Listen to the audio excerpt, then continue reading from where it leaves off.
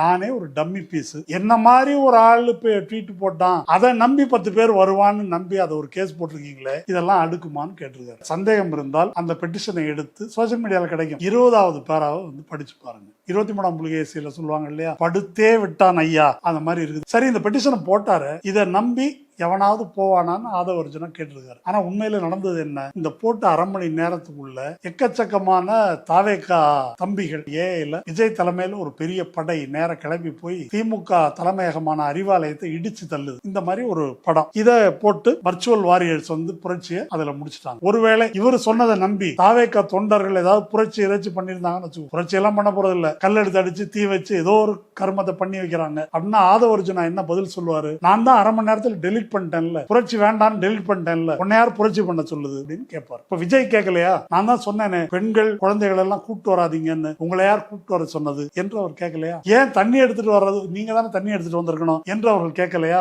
அதை போன்ற வாதம் தான் இது. அப்போ இத்தனை மக்களுடைய குழந்தைகளுடைய பெண்களுடைய மரணத்துக்கு காரணமாக இருந்துவிட்டு இந்த தொண்டர்களை இப்படி எல்லாம் தூண்டி விட்டு 3 பேர் உள்ள இருக்கிறாங்க. அவர் ஏதோ புரட்சி பண்ண நடந்தால் சிறை, ஓடினால் சிறைன்னு எழுதியிருக்காரு. நடந்தது என்னன்னாக்கா 3 பேரை பிடிச்சி உள்ள வச்சிருக்காங்க வதந்தி பரப்புனதுக்கு. இவர் சொன்ன மாதிரி எதனா ஒண்ணு பண்ணியிருந்தாக்க அதன் விளைவை யார் எதிர்கொள்வது? அந்த தொண்டனையும் இவர்கள் கைவிடுவார்கள் என்பதுதான் ஆதவர்ஜுனாவுடைய நடவடிக்கை, புசி ஆனந்தினுடைய நடவடிக்கை. எனக்கு தெரியாது, மாவட்ட செயலாளருக்கு தான் தெரியும் சொன்னார்ல, அந்த புசி ஆனந்தின் நடவடிக்கை, விஜயின் நடவடிக்கை, இவர்கள் அனைவருடைய நடவடிக்கையும் காட்டுவது அதைத்தான். இப்ப தொண்டர்களை இப்படி அம்போன்னு நிற்கதியா விடுவாங்க அப்படின்னு சொன்னா சிபிஐல சிக்கியிருக்கிறாங்க. சிபிஐ இடமிருந்து தங்களை காப்பாற்றிக் கொள்வதற்காக, பிஜேபி இடமிருந்து தங்களை காப்பாற்றிக் கொள்வதற்காக மொத்த தமிழ்நாட்டையும் இவர்கள் காட்டி கொடுக்க மாட்டார்கள். காட்டி கொடுக்கறதுனா என்ன? ஒன்றிய அரசு தொடுக்கின்ற இந்த தாக்குதல்கள், இவங்க விரும்புற மாதிரி இவங்க முதலமைச்சரோ துணை முதலமைச்சரோ ஏதோ ஒண்ணு ஆயிட்டாங்க, அதிகாரம் இவர்கள் கைக்கு வந்து விட்டதென்றால் மொத்த தமிழ்நாட்டையும்